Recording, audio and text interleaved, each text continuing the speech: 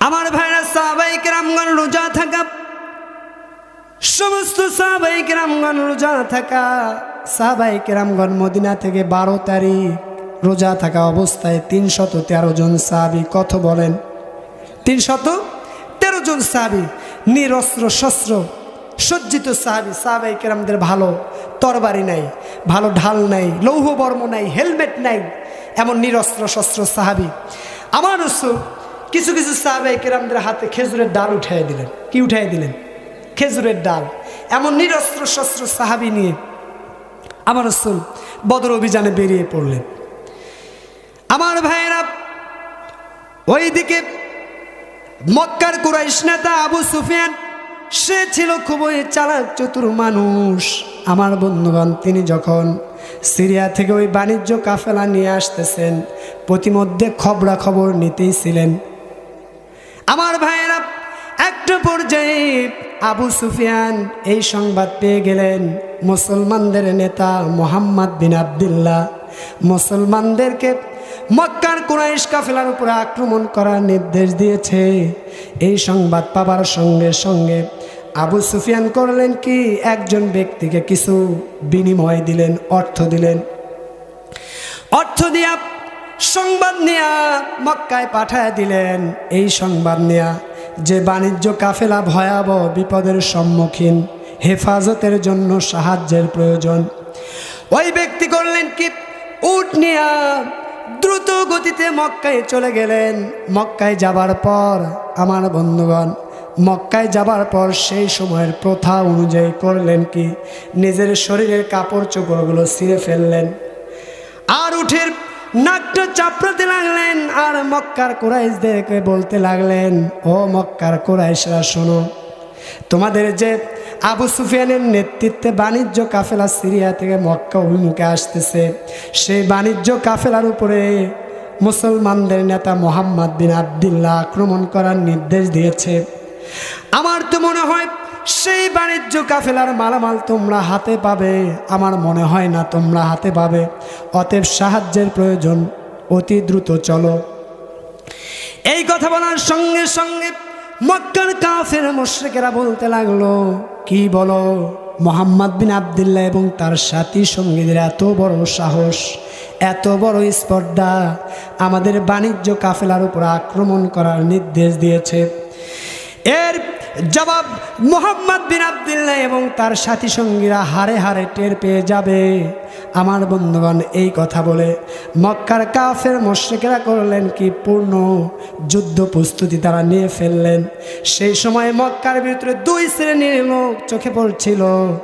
এক শ্রেণীর লোক আমার ভাইরা পূর্ণ যুদ্ধ প্রস্তুতি গ্রহণ করেছিল, আর এক শ্রেণীর লোক যারা যুদ্ধের ময়দানে যেতে পারবে না, তারা আরেকজনকে অর্থের বিনিময়ে ওই যুদ্ধের ময়দানে যাওয়ার জন্য বের করে দিয়েছিল। আমার ভাইরা, তারা পূর্ণ যুদ্ধ প্রস্তুতি নিয়ে ফেললেন। আশেপাশে যত গোত্র আছে তাদেরকেও সঙ্গে নিয়ে ফেললেন। আমার বন্ধুগণ, আমার ভাইরা, মক্কার বাহিনী ছিল 1300। কত শত বলেন? আরো আওয়াজ দিয়ে বলা লাগবে, কত? 1300 বাহিনী, অস্ত্র শস্ত্রে সজ্জিত, ভালো তরবারি, উন্নত মানের তরবারি, ঢাল, লৌহ বর্ম, হেলমেট, এইরকম অস্ত্র শস্ত্রে সুসজ্জিত। আর সেই মক্কার বাহিনীর সর্বাধিনায়ক ছিল আবু জেহেল ইবনু হিশাম। কি নাম? আবু জেহেল। ইসলামের সবচাইতে বড় দুশ্মনের নাম কি? আরো আওয়াজ দিয়ে বলা লাগবে, কি? আবু জেহেল সর্বাধিনায়ক। আমার ভাইয়েরা, অস্ত্র শস্ত্রে সুসজ্জিত হয়ে অগণিত ঘোড়া উটকে সঙ্গে নিয়া আমার বন্ধুগণ, মক্কার কাফের মুশরিকেরা গর্ব অহংকার করতে করতে আল্লাহ রসুলের বিরুদ্ধে লড়াই করার জন্য বেরিয়ে পড়লেন। কিন্তু কিছু দূর যাবার পর মক্কা বাহিনীর সামনে আর একটা সমস্যা দেখা দিয়ে দিল।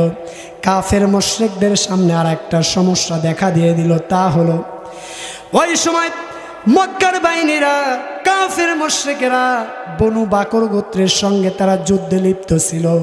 আমার ভাইয়েরা, সেই 1500 বছর আগে যদি একবার যুদ্ধ শুরু হয়, শেষ হয় না। কি হয় না? শেষ হয় না। শুরু হলে শেষ নেই, চলতেই থাকে। বছরের পর বছরের পর বছরের পর বছর যুদ্ধ চলতেই থাকে। আশ্চর্য হওয়ার বিষয় না সম্মানিত ভাইয়েরা। ওই সময় মক্কার সৈন্যবাহিনীদের মধ্যে সমস্যা দেখা দিয়ে দিল।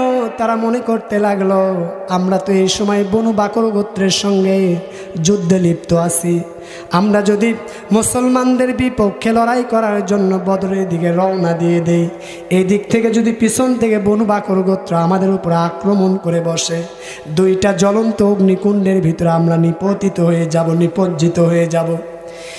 এই চিন্তা মন মানসিকতা ওই মক্কার কাফের মুশরিকদেরকে যুদ্ধের মন মানসিকতা থেকে বিরত থাকার মতো মন মানসিকতা তৈরি করে ফেললো। এমন সময় মালাউন ইবলিস শয়তান করলেন কি, বনু কিনানা গোত্রের আমার ভাইয়েরা সর্বাধিনায়ক সুরাকা বিন মালিকের রূপ ধারণ করে ওই মক্কার কাফের মুশরিকদের সামনে এসে বলতেছে, ও মক্কার কুরাইশরা শোনো, আমি তোমার মিত্র, আমি তোমাদের সামনে এই মর্মে ওয়াদা করতেছি, বনু বাকর গোত্র, বনু কিনানা গোত্র তোমাদের বিরুদ্ধাচরণ করবে না, তোমাদের বিরুদ্ধে কোনো অশোভনীয় আচরণ করবে না। অতএব চলো মুসলমানদের বিরুদ্ধে লড়াই করার জন্য সামনে অগ্রসর হয়ে যাও।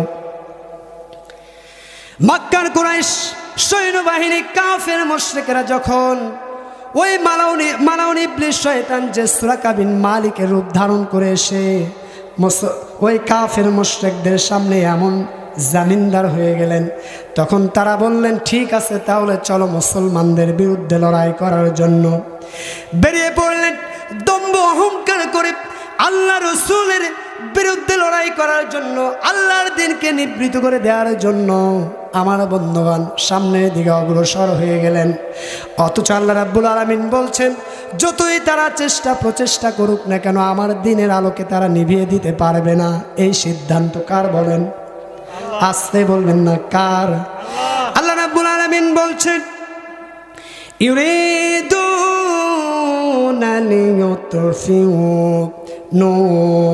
নূরাল্লাহি বিআফওয়াহিহিম ওয়াল্লাহু মুতিম্মু নূরিহি ওয়ালাউ কারিহাল কাফিরুন। জোরে বলুন আল্লাহু আকবার।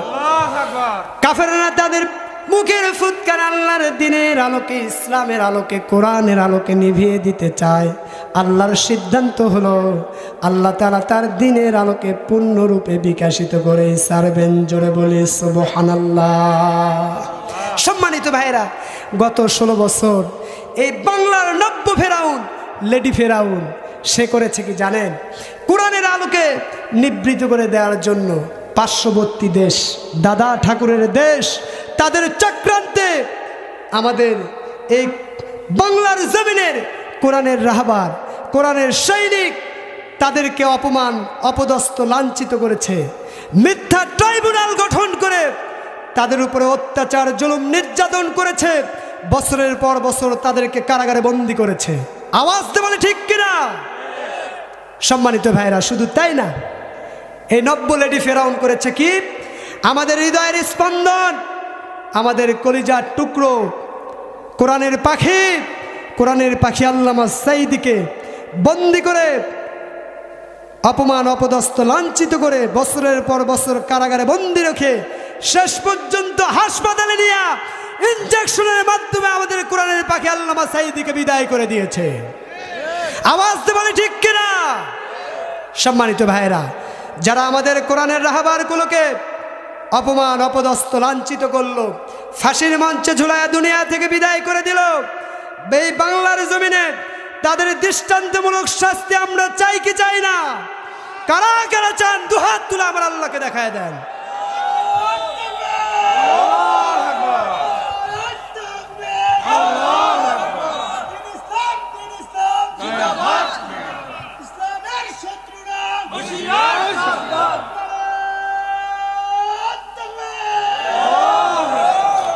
আল্লাহ তাআলা আমাদেরকে কবুল করুন, বলে আমিন। আরো জোরে বলে আল্লাহুম্মা আমিন। আলোচনা কি শেষ করে দেব নাকি? অনেক রাত তো হয়ে গেছে। চলবে? ঠিক আছে। আপনারা অনেক ভালো মানুষ, আপনাদের মন মানসিকতা অনেক ভালো। আল্লাহ কবুল করুন, বলে আমিন। সম্মানিত ভাইরা, এবার মক্কা সৈন্যবাহিনী তারা করলেন কি? দম্ভ অহংকার করতে করতে আল্লাহ রসুলের বিরুদ্ধে লড়াই করার জন্য, আল্লাহর দিনকে নিবৃত করে দেওয়ার জন্য তারা চললেন বদর অভিমুখে। আমার ভাইয়েরা, ওইদিকে কুরাইশদের নেতা আবু সুফিয়ান খুবই চালাক চতুর মানুষ। তিনি করলেন কি, ওই বাণিজ্য কাফেলা নিয়া বদরের কাছাকাছি আসার পর তিনি করলেন কি, কাফেলাকে থামায় দিলেন। কাফেলাকে থামায় দিয়া আমার ভাইরা ওই মক্কার কুরাইশ নেতা আবু সুফিয়ান করলেন কি, হেঁটে হেঁটে একটু সামনে অগ্রসর হয়ে গেলেন। সামনে গিয়ে একজন ব্যক্তিকে পেয়ে গেলেন। তাকে লক্ষ্য করে জিজ্ঞাসা করলেন, তুমি কি মুসলমান সৈন্যবাহিনীকে দেখেছ নাকি? ওই ব্যক্তি বললেন, না, এমন কোনো সৈন্যবাহিনী আমার চোখে পড়ে নাই, তবে দুইজন ব্যক্তিকে আমি দেখতে পেয়েছি যারা ওই উঁচু জায়গায় উটকে বেঁধে রেখে মশকের ভিতরে পানি ভর্তি করছিল। এই কথা বলার সঙ্গে সঙ্গে আবু সুফিয়ান করলেন কি, খুব দ্রুত বেগে সেই জায়গায় চলে গেলেন।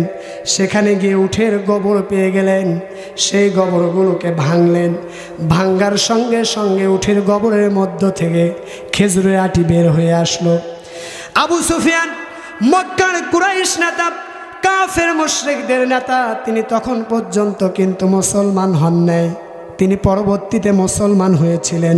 আমার ভাইয়েরা, এই আবু সুফিয়ান করলেন কি, সঙ্গে সঙ্গে বলে ফেললেন, আল্লাহর কসম, এগুলো হলো মদিনার খেজুরের আটি, শ্রীবের খেজুরের আটি। আমার ভাইরা সঙ্গে সঙ্গে কাফেলার কাছে চলে গেলেন। কাফেলাকে করলেন কি, রাস্তা পরিবর্তন করে দিয়ে অন্য রাস্তায় উঠায় দিলেন। এবার সেই রাস্তা ধরে কাফেলাকে নিরাপদে আমার ভাইরা এমন একটা জায়গায় নিয়ে গেলেন, মুসলমান সৈন্যবাহিনীর হাত থেকে কাফেলাকে রক্ষা করে ফেললেন।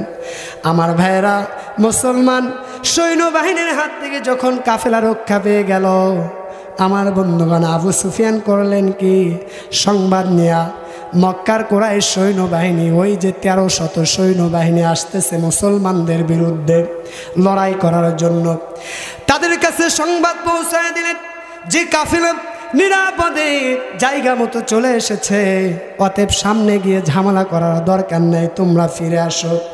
আমার ভাইরা, এই সংবাদ যখন মক্কার সৈন্যবাহিনী কাফের মুশরিকরা পেয়ে গেলেন, সকলেই সিদ্ধান্ত নিলেন তাহলে আর সামনে যে ঝামেলা করে লাভ নেই, অতএব আমরা মক্কায় ফিরে যাব।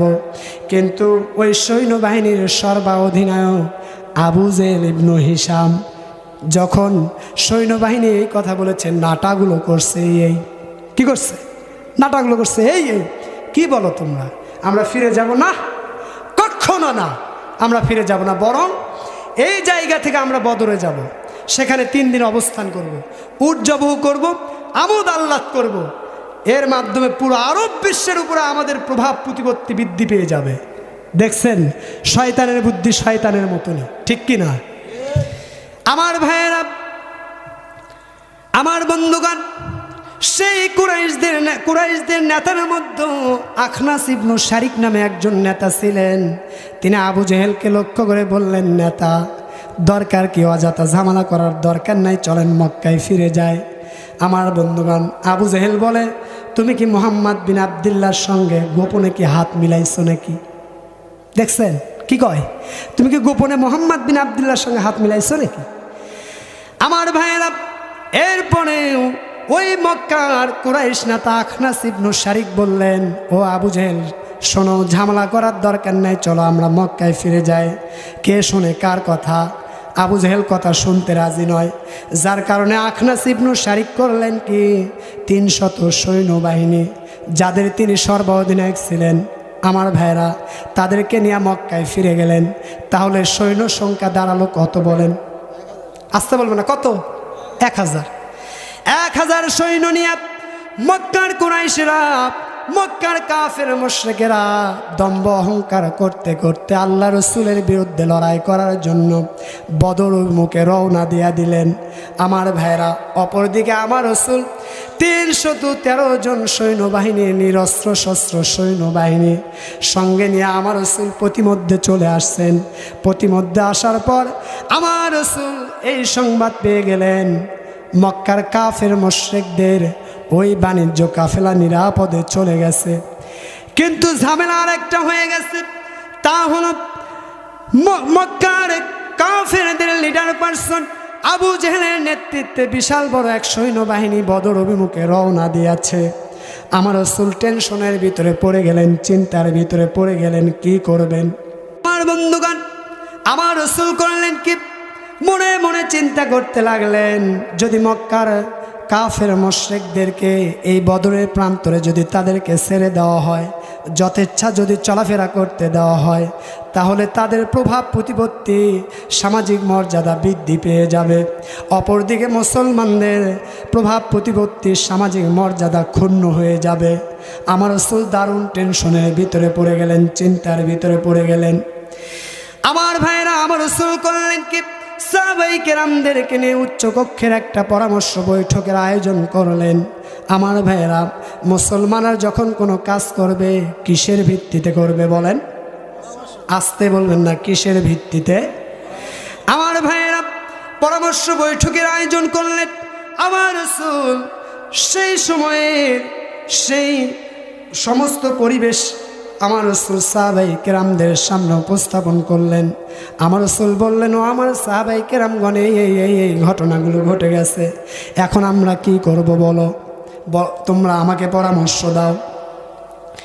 সাহাবায়ে কেরামদের ভিতরে আলী রাদিয়াল্লাহু তাআলা আনহু, আবু বকর সিদ্দিক রাদিয়াল্লাহু তাআলা আনহু, উমর রাদিয়াল্লাহু তাআলা আনহু সুন্দর সুন্দর কথাবার্তা বললেন। আমার রাসূল ওই সমস্ত সাহাবায়ে কেরামদের কথাবার্তা শুনে দারুণ খুশি হয়ে গেলেন।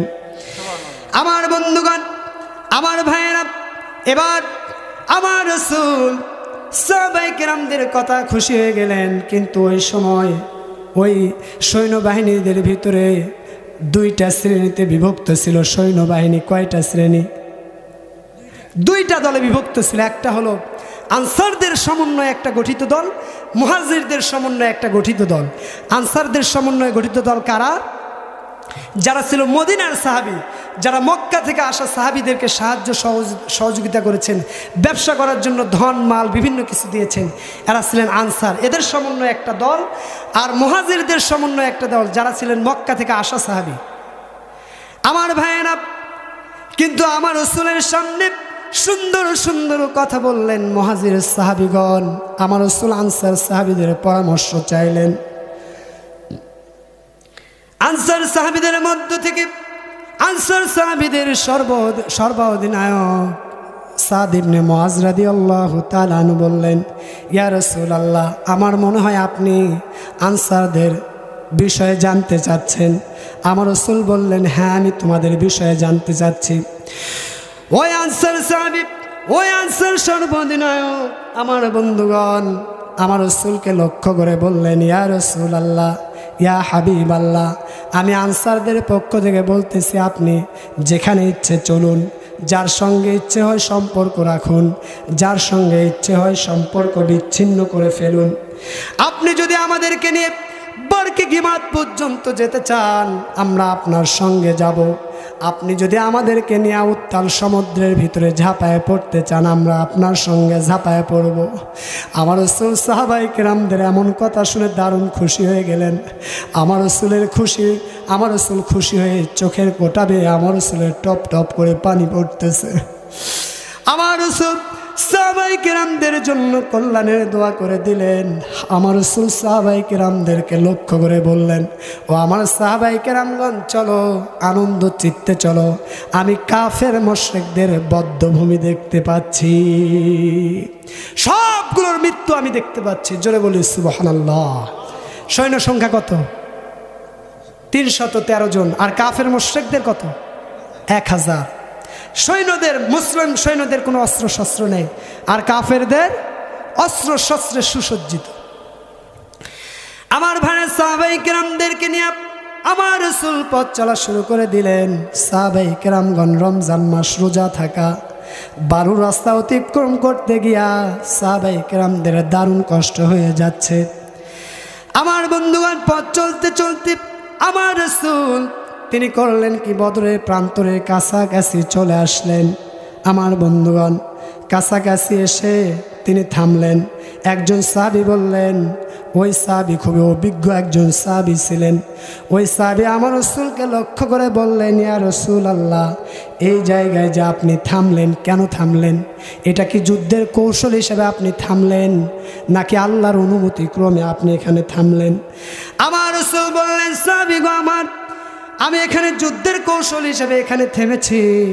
ওই সাহাবী বললেন, ইয়া রাসূলুল্লাহ, এই জায়গা উপযুক্ত স্থান নয়, এই জায়গার সামনেও আমরা যেতে পারবো না, পিছনেও যেতে পারবো না। অতএব বদরের খুব কাছাকাছি জায়গায় অবস্থান করা লাগবে। বদরের কাছে যেই জায়গায় মক্কার কাফের মুশরিকরা অবস্থান নেবে, তার কাছাকাছি গিয়ে যে জায়গায় পানির ঝর্ণা রয়েছে, পানির প্রসবন রয়েছে, তাদের কাছাকাছি যে পানির প্রসবন রয়েছে সেই জায়গায় আমরা তাঁবু স্থাপন করব। সেই ঝর্ণার উপরে, সেই পানির প্রসবনের উপরে আমরা আইল দিয়ে দেব, আর আমাদের পিছনে যতগুলো পানির প্রসবন থাকবে সেগুলো বন্ধ করে দেব। তাহলে যুদ্ধের ময়দানে আমরা পানি পাবো, তারা পানি পাবে না। কত সুন্দর পরামর্শ, জোরে বলি সুবহানাল্লাহ। আমার রাসূল সাহাবীর কথা শুনে দারুণ খুশি হয়ে গেলেন। আমার রাসূল করলেন কি, সোজা চলে গেলেন। আমার বন্ধুগণ মক্কার কাফের মুশরিকরা যে জায়গায় অবস্থান নিয়েছে সেই জায়গার কাছাকাছি যে পানির প্রসবন রয়েছে সেই জায়গায় নামলেন। আমার বন্ধুগণ সেই জায়গা ছিল বালুকণা, বালুর মধ্যে সাহাবায়ে কেরামদের পাগুলো ডেবে যাচ্ছিল। সাহাবায়ে কেরামগণ পথ চলতে পারছিল না, কারণ রোজা থাকা। আমার বন্ধুগণ সাহাবায়ে কেরামগণ আমার রাসূলকে লক্ষ্য করে বললেন, ইয়া রাসূলুল্লাহ, আল্লাহর কাছে একটু বরকতের পানির জন্য দোয়া করে দেন, রহমতের পানির জন্য দোয়া করে দেন। একটু কথা বললেন, সমস্যা হচ্ছে, কথা বলা যাবে না, তাহলে আলোচনা আমার এলোমেলো হয়ে যাবে। আমি কি আলোচনা চালাবো না শেষ করে দেব? চালাবো। আমার ভাইয়েরা, আমার বন্ধুগণ, বদরের কাছাকাছি ওই পানির প্রসবনের কাছে সাহাবায়ে কেরামগণ অবস্থান নিলেন। আমার বন্ধুগণ সেই জায়গা ছিল বালুকাময় জায়গা। সাহাবায়ে কেরামদের পাগুলো বালুর মধ্যে ডেবে যাচ্ছিল। চলাফেরা করতে গিয়ে সাহাবায়ে কেরামদের দারুণ কষ্ট হচ্ছিল। আমার বন্ধুগণ সাহাবায়ে কেরামগণ আমার রাসূলকে লক্ষ্য করে বললেন, ইয়া রাসূলুল্লাহ, আল্লাহর কাছে একটু রহমতের পানির জন্য দোয়া করে দেন। আমার বন্ধুগণ আমার রাসূল দোয়া করে দিলেন। সঙ্গে সঙ্গে মুষলধারে বৃষ্টি শুরু হয়ে গেল। আমার বন্ধুগণ এখন প্রশ্ন রাখতে চাই, পানি পাওয়ার পর বালুর জায়গা শক্ত হয় না নরম হয়? আসতে বলবেন না, শক্ত না নরম? শক্ত হয়ে যায় না? অপরদিকে কাফের মুশরিকরা যেই জায়গায় অবস্থান নিয়েছিল সেই জায়গা ছিল খুব শক্ত, ভালো জায়গায় তারা অবস্থান নিয়েছিল, এঁটেল মাটি, লাল মাটি। মুষলধারে পানি হওয়ার কারণে এখন লাল মাটি শক্ত হয় না নরম হয়? আসতে বলবেন না, শক্ত না নরম? নরম হয়ে গেল। তারা চলাফেরা করতে গিয়ে পিচ্ছিল খেয়ে ওই মাটির ভিতরে পড়ে যায়। অপরদিকে মুসলমানদের কদম মোবারক আল্লাহ তাআলা মজবুত করে দিলেন। জোরে বলি সুবহানাল্লাহ। আমার বন্ধুগণ আমার রাসূল রাত্রিবেলা সাহাবায়ে কেরামদেরকে নিয়ে যুদ্ধের ময়দানটা পরিদর্শন করার জন্য চলে গেলেন। আমার রাসূল গিয়া, আমার ভাইরা, যুদ্ধের ময়দান পরিদর্শন করতে গিয়া নিজের হাতের আঙ্গুল দিয়া সাহাবায়ে কেরামদেরকে দেখায় দিলেন, এই জায়গায় আগামীকাল অমুক নিহত হবে ইনশাল্লাহ, এই জায়গায় আগামীকাল অমুক নিহত হবে ইনশাল্লাহ, এই জায়গায় আগামীকাল অমুক নিহত হবে ইনশাল্লাহ। এইভাবে আমার রাসূল দেখায় দিলেন। সাহাবায়ে কেরামগণ বলেন, আমার রাসূল যে জায়গাগুলো দেখায় দিয়েছিলেন একটা কাফের মুশরিক ওই জায়গার বাহিরে নিহত হয় নাই। জোরে বলো আল্লাহু আকবার। সম্মানিত বন্ধুগণ আমার ভাইয়েরা, এবার আমার রাসূল করলেন কি, রাত্রিবেলা সাহাবায়ে কেরামদেরকে নিয়ে মোটা একটা গাছের নিচে রাত্রি যাপনের সিদ্ধান্ত নিয়ে ফেললেন, সেখানে তাঁবু স্থাপন করলেন। সাহাবায়ে কেরামগণ, সমস্ত সাহাবায়ে কেরামগণ ঘুমিয়ে পড়লেন। আল্লাহ তাআলার পক্ষ থেকে বিশেষ রহমত নাজিল হলো। সমস্ত সাহাবায়ে কেরামগণ এত ঘুমালো, সাহাবায়ে কেরামগণ বলে এত ঘুম আমরা অন্য সময় কখনো এত আরামে ঘুম পারি নাই। সুবহানাল্লাহ বলতে ইচ্ছে করে না? জিহাদের ময়দানে গেলে তো চিন্তা হওয়ার কথা না? কি যে অবস্থা হয়, কি যে হয়, বিজয় হয় না আমরা পরাজয় বরণ করি, এমন একটা চিন্তা টেনশন আসার কথা আছে না নাই? অথচ আল্লাহ তাআলা তাদের হৃদয়ের মাঝে এমনভাবে ঈমান ঢেলে দিলেন, এমন প্রশান্তি ধারা ঢেলে দিলেন, তাদের ওই চিন্তাই নেই, আরাম যে তারা ঘুম পারলো আর কি। সম্মানিত বন্ধুগণ, একমাত্র আমার রাসূল সারা রাত্রি ঘুমান নাই। আমার রাসূল সারা রাত কেঁদে কেঁদে পুরো রাত্রিটা কাটায় দিয়েছেন। আমার রাসূল কখনো নামাজে দাঁড়ায় গিয়েছেন। আমার বন্ধুগণ, কখনো চোখের পানি ফেলে ফেলে আমার রাসূল কেঁদেছেন। আমার রাসূল আল্লাহ রাব্বুল আলামিনের কাছে বারবার বলতেছিলেন, ও আল্লাহ, মুসলমানদের হাতে আপনি বিজয়টা উঠায় দিয়েন আল্লাহ। ও আল্লাহ, মুসলমানদের তেমন কোনো অস্ত্র শস্ত্র নাই, তেমন কোনো ভালো তরবারি নাই, ঢাল নাই। মুসলমানদের হাতে আল্লাহ আমি খেজুরের ডাল উঠায় দিয়েছি আল্লাহ। তুমি তো ওয়াদা করেছো মুসলমানদেরকে তুমি সাহায্য করবা। তোমার সাহায্যের আশায় আমরা আগামীকাল থাকবো। জোরে বলি সুবহানাল্লাহ। সকাল হয়ে গেল, প্রভাত হয়ে গেল। আমার রাসূল সাহাবায়ে কেরামদেরকে ঘুম থেকে ডাকলেন। সাহাবায়ে কেরামগণ ঘুম থেকে উঠে পড়লেন। আমার রাসূল সাহাবায়ে কেরামদেরকে নিয়ে ফজরের নামাজটা জামাতে আদায় করলেন। ইমাম ছিলেন আমার রাসূল। আমার রাসূল নামাজ শেষে সাহাবায়ে কেরামদেরকে লক্ষ্য করে যুদ্ধের উদ্দীপনামূলক বিভিন্ন কথাবার্তা বললেন। আমার রাসূল যুদ্ধনীতির ব্যাপারে সাহাবায়ে কেরামদেরকে লক্ষ্য করে বললেন, ও আমার সাহাবায়ে কেরামগণ শোনো, যাতে তোমরা যুদ্ধের ময়দানে তীরন্দাজি করবা না, তীর নষ্ট করবা না। আমার বন্ধুগণ, অপচয় করা ভালো না খারাপ? আসতে বলবো না, ভালো না খারাপ? আমার ভাইয়েরা, আমার রাসূল আরো বললেন, ও আমার সাহাবায়ে কেরামগণ, তারা তোমাদের উপরে যতক্ষণ পর্যন্ত সে না যাবে, অর্থাৎ তোমাদের উপরে যতক্ষণ পর্যন্ত আক্রমণ করে না বসবে, ততক্ষণ পর্যন্ত তোমরা তরবারি উত্তোলন করবা না। আর তোমরা জিহাদের ময়দানে আমি রাসূল শেষ নির্দেশ না দেওয়া পর্যন্ত তোমরা পাল্টা আক্রমণ তোমরা কিন্তু করবা না। নেতার আদেশ মানা নফল না ফরজ? আসতে বলবেন, নফল না ফরজ? আমরা যারা ইসলামে আন্দোলন করি, আমার বন্ধুগণ, প্রত্যেকটা নেতার আদেশ আমরা অক্ষরে অক্ষরে পালন করব। জোরে বলি ইনশাআল্লাহ। আমার ভাইয়েরা, আমার বন্ধুগণ, সকালবেলা আমার রাসূল সাহাবায়ে কেরামদের সৈন্য সারি সোজা করলেন, ঠিক করলেন। আমার বন্ধুগণ, অপরদিকে কাফের মুশরিকদের সৈন্য সারি আগে থেকেই ঠিক করা ছিল। আমার বন্ধুগণ, আমার রাসূল যখন সৈন্য সারি ঠিক করতেছিলেন, সেই সময় একটা আশ্চর্য ঘটনা ঘটে গেল। আমার বন্ধুগণ, সেই ঘটনা হলো, আমার রাসূল দেখতে পেলেন রাসূলুল্লাহ সাল্লাল্লাহু আলাইহি সাল্লামের একজন সাহাবী, যার নাম হলো সাওয়াদ রাদিয়াল্লাহু তাআলা আনহু। তিনি সৈন্য সারি থেকে একটু সামনে চলে গেছেন।